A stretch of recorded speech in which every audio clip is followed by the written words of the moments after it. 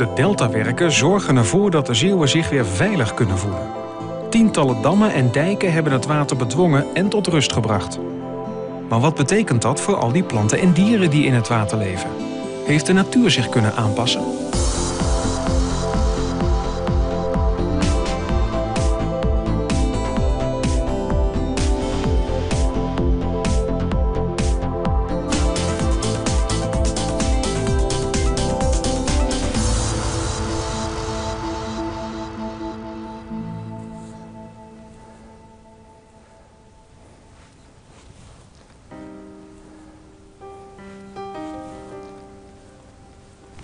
Even kijken, het zijn wel hele kleintjes. Kijk, dit is een, zo te zien. Ja, hier zitten, het zijn grondeltjes. Dit is een garnaal, kijk. Ja, dat is en de gewone garnaal.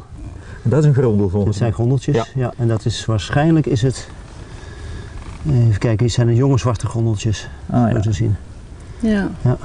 Dus toch wel wat vis hè hier? Ja, allemaal van dat kleine grut hè, op dit moment van het jaar. Veel jonge vis? Heel veel jonge vis, ja. Hey, maar wat zit hier nog meer, behalve die grondeltjes en die garnalen? Nou zit hier heel veel platvis, vooral bot. En bot zit hier het hele jaar rond.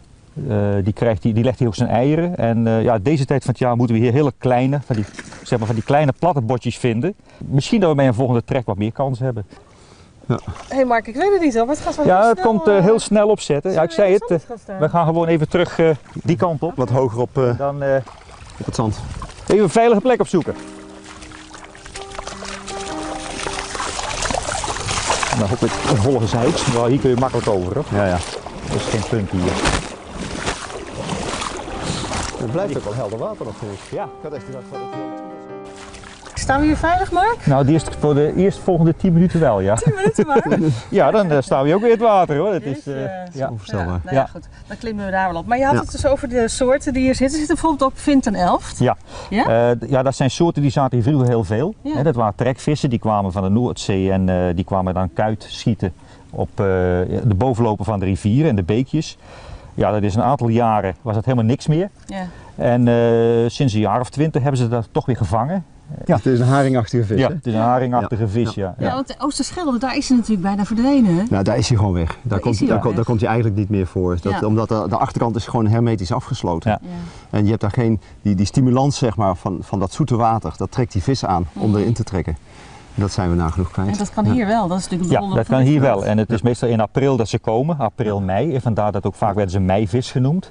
En dat was dan een korte periode, 2 weken. En dan was het weer afgelopen het hele jaar. Ja. Nou hebben we in de Oosterschelde ook gekeken naar hoe ze paling proberen te redden met die aalgoten. Ja. En bij de Bergse Diepsluis, daar hebben ze openingen in de sluis gemaakt om die glashaaltjes toch te laten doortrekken. Zit die nou hier bijvoorbeeld? Ja, je ziet paling. Er zat hier heel veel paling. Ja. En er zit nog wel steeds paling, maar het wordt wel moeilijk om hem te vinden. Tot in de jaren 70, ik denk ook naar de jaren 80, was het hier mensen die een consent hadden, een soort vergunningje.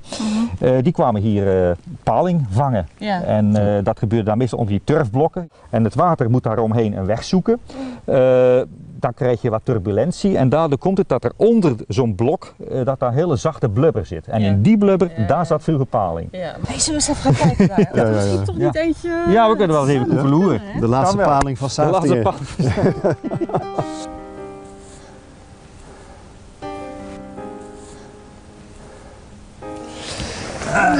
Daar ben ik wel een paar kilo. Ja, valt mee. Valt mee. Het valt mee. Even kijken. Oh, we hebben wel mooie boorgaten. Ja. Dat is van, dat is van boormossels. Ja. Geweldig. Kijk, dit is precies het formaat van, van zo'n blok turf. Ja, mooi. Ja. Maar die paling die is vertrokken, hè? Nou ja, die is wel vertrokken, ja.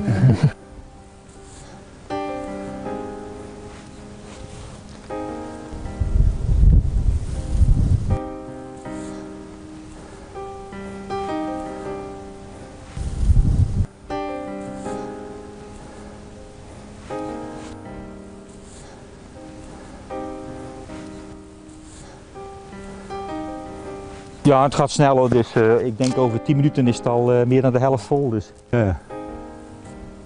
En dit is echt water, dat wordt hier naar binnen gestuwd door de tijggolf die dus daar op de rivier zit. Want op de Schelde is het water al hoger dan hier. Hè? De precieze tijggolf van het boekje, dat is in de Vaargeul. Maar hier klopt die tijgergolf, daar klopt geen bal van. Hoor. feite loopt het water, op dit punt loopt het water van een cyclus van zeg maar 12,5 uur. Loopt het hier, pak een beet, 10 uur af en komt er 2,5 uur op. Maar als het dan eenmaal komt, dan gaat het ook heel snel.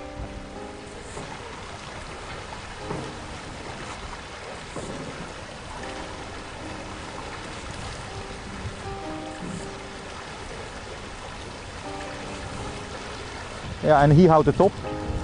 Hier kunnen we niet meer over. Kijk, want dan kun je de bodem niet meer zien. Dan moet je dat vooral niet proberen om daar nog overheen te gaan. Zo komen we hier weg dan? We wachten tot water verder genoeg gezakt is. Meen je dat nou? Ja, waarom niet? Hebben we brood meegenomen? Ja.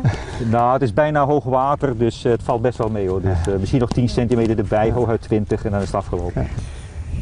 Maar het mooie is, Mark, dat zoals we dit nu zien, hè, dat beeld van dat water wat gewoon vrij in- en uitstroomt, zo zag eigenlijk vroeger Zeeland helemaal uit. Hè? Echt, ja, het is een beetje een oerlandschap dit, toch? Nou ja, tot op zekere hoogte wel, maar daar is hier wel heel veel door de mensen aangelegd. Ja. Er zijn meerdere redenen voor.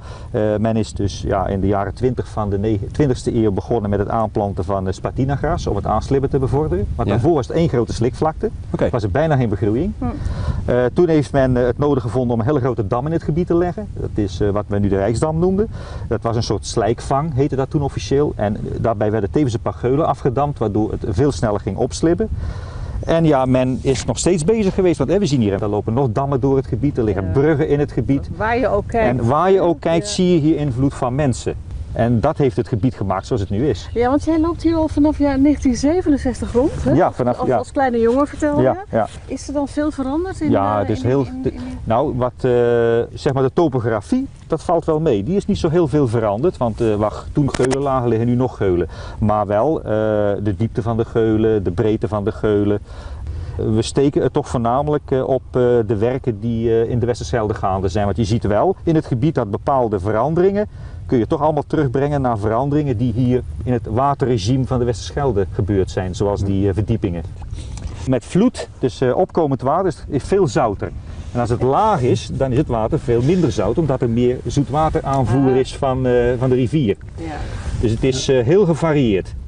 Dus hier zouden we eindelijk al die brakwatersoorten kunnen vinden, hè Peter, waar jij altijd naar op zoek bent geweest. Ja, nou ja, het geeft eigenlijk maar aan toch weer hoe moeilijk dat het is om nog dat authentieke brakwatergebied wat in Zeeland, in oostelijk Zeeland zo algemeen aanwezig was, om dat nu nog terug te vinden. Ja. Ja. Iedere keer komen we het weer tegen. Er zijn genoeg soorten die de naam dragen van het brakke water. Brakwatergrondel, brakwaterkokkel, brakwateraaskanaal, ga maar verder.